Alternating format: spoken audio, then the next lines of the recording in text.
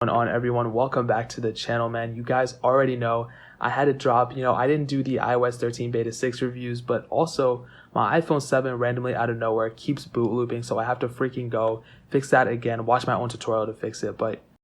And also, as you guys can see, my audio quality and video quality is going to be really bad. I'm filming this from my iPhone 10 and actually really bad lighting, but you guys will be able to tell and even kind of do a little bit of a camera test with like the iPhone 10, which is also running iOS 13. But with beta 7, this update, obviously we're taking a look at it on the 7 Plus. This update was about, I would say, 300 megabytes. It wasn't like a crazy large update. It wasn't like 2 gigs or something, but it's fairly large for a beta. Right now we're on beta 7. iOS 13, the official version, is coming out less than like 3 weeks from now. So September 10th, a lot of people are estimating that's going to be the day it's coming. I'm saying probably that's going to happen, but as of right now, we really have no idea, but it's definitely coming in September at some point. Now, this update did fix a couple things. I already saw like some people dropping videos about like 50,000 things about that are different with iOS 13 beta 7 or something, but one of the main ones is actually within the undo section. So when you actually go, you guys, with iOS 13, it's a new feature. If you double click, it'll go ahead and undo what you just did, which is really cool and I like that. But now when you actually just triple click one time, you get this menu, and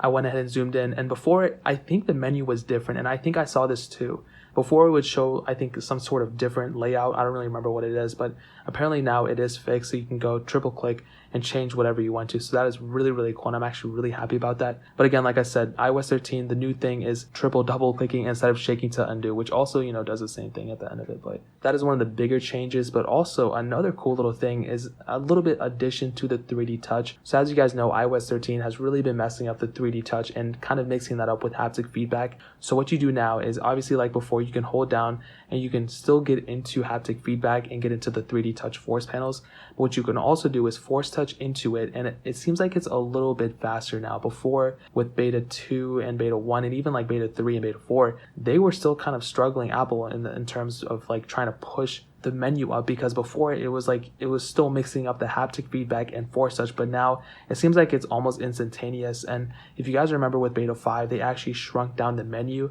so it's not like taking up as much space before, and I actually like this a lot. And just like with previous versions of iOS, you can actually slide up and get into Bluetooth Wi-Fi right from it, and it's actually kind of vibrating at the same time you're doing it, which is really cool, and I actually like that a lot. Really weird glitch here, I don't know what happened, it like made me move this.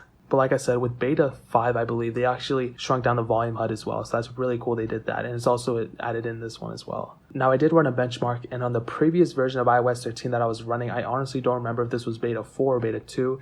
I had a multi-core score of 185,661, but I just reran it, and it did go down to 163,153.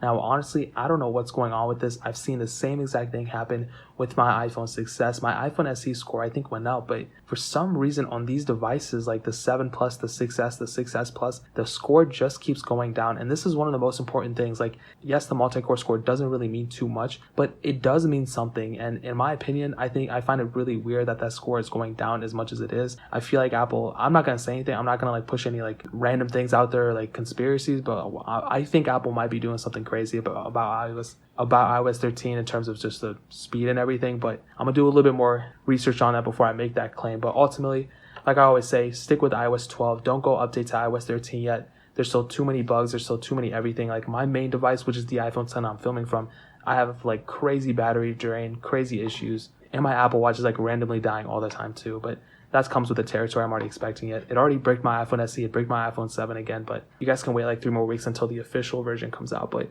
that is pretty much it. If you guys have any questions or anything, leave it down in the comment section below. Hit that like button. That'll mean so much. But definitely hit that subscribe button. Every single subscriber that we get really does count. So it'll mean so much if you guys can hit that.